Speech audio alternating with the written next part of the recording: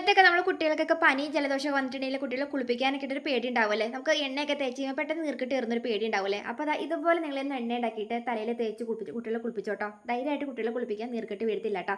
അപ്പോൾ ഇതാ ഇതുപോലെ നമ്മുടെയൊക്കെ പറമ്പിലൊക്കെ നിൽക്കുന്ന ഈ ഒരു കൊടി ഉണ്ടല്ലോ, നമ്മൾ കുരുമുളകിൻ്റെ കൊടിയാണിത്. ഇത് നന്നായിട്ടൊന്ന് ചതക്കുക കേട്ടോ. ചതച്ചിട്ട് ഇതുപോലെ കീറിയിട്ടിട്ട് നമുക്ക് ഇതിൻ്റെ കൂട്ടത്തിലേക്ക് കുറച്ച് കരിഞ്ചീരകം ഇട്ട് കൊടുക്കാം.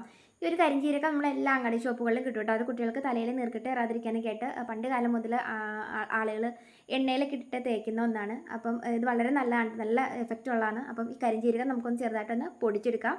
ഒരുപാട് എടുക്കേണ്ട, ഒരു കുറച്ചെടുത്താൽ മതി കേട്ടോ. അതിനുശേഷം നമ്മൾ ചതച്ച് വെച്ചേക്കുന്ന നമ്മുടെ കുരുമുളകിൻ്റെ പൊടി ഉണ്ടല്ലോ, അതിലേക്ക് നമുക്കത് ഈ കരിഞ്ചീരകത്തിൻ്റെ പൊടി ഇട്ട് കൊടുത്തിട്ടുണ്ടല്ലോ. നമ്മൾ എന്ത് എണ്ണയാണ് തേക്കുന്ന ഒരു എണ്ണ, നമ്മൾ വെളിച്ചെണ്ണ കൂടുതൽ തേക്കുന്നതായിരിക്കും കുറച്ചും കൂടെ നല്ലത്. ഇപ്പോൾ തണുപ്പ് ടൈമിൽ കുട്ടികൾക്ക് നല്ലെണ്ണ തേക്കാതിരിക്കാനായിരിക്കും കുറച്ചുകൂടെ നല്ലത്. അപ്പോൾ ഇതുപോലെ ഇപ്പോൾ നല്ല വെയിലില്ലല്ലോ, വെയിലില്ലാത്ത ഇതായതുകൊണ്ട് തന്നെ നിങ്ങൾക്ക് ഇതുപോലെ ചൂടുവെള്ളത്തിലേക്ക് നമുക്ക് ഈ ഒരു എണ്ണ ഇറക്കി വെച്ചിട്ട് ചെറുതായിട്ട് ചൂടാക്കിയതിന് ശേഷം കുട്ടികളെ തലയിൽ തേച്ച് കൊടുക്കുകയാണെങ്കിൽ ജലദോഷം നീർക്കിട്ട് മാറിക്കിട്ടും കേട്ടോ.